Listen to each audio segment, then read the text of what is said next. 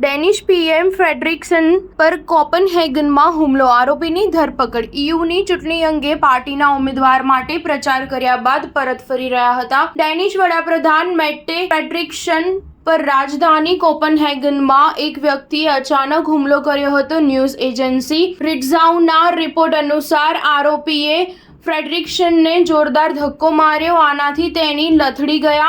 જો કે કોપનહેગન પોલીસે હુમલાખોરની ધરપકડ કરી લીધી છે અને તેની પૂછપરછ કરવામાં આવી રહી છે. આ હુમલો યુરોપિયન યુનિયનની ચૂંટણી પહેલા થયો છે. યુનિયનની ચૂંટણી 9 જૂને યોજાવાની છે. ડેનિશ પીએમ ફ્રેડરિક્સને સોશિયલ ડેમોક્રેટ્સના ઈયુ મુખ્ય ઉમેદવાર ક્રિસ્ટેલ શાલ્ડેમોસ સાથે પ્રચાર કરી રહ્યા છે. ઘટનાના થોડા સમય પહેલા જ બંને પ્રચાર માટે ગયા હતા. ડેનમાર્કના રાજ્ય પ્રસારણકર્તા ડીઆરએ વડાપ્રધાન કાર્યાલયને ટાંકીને જણાવ્યું હતું કે ફ્રેડરિક્સન હુમલાથી આઘાત પામ્યા હતા.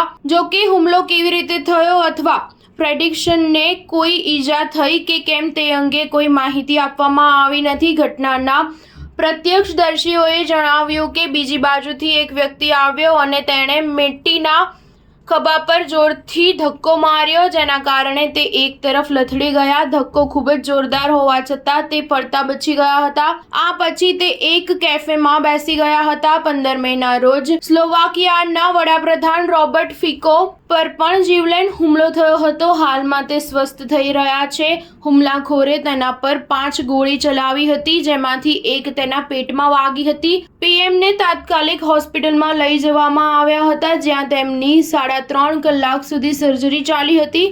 આ હુમલો ત્યારે થયો જ્યારે વડાપ્રધાન હેન્ડલોવા શહેરમાં એક સાંસ્કૃતિક હોલની બહાર ભાષણ આપી રહ્યા હતા. સ્ટાર ન્યૂઝ 7 હંમેશા સચ્ચાઈની સાથે.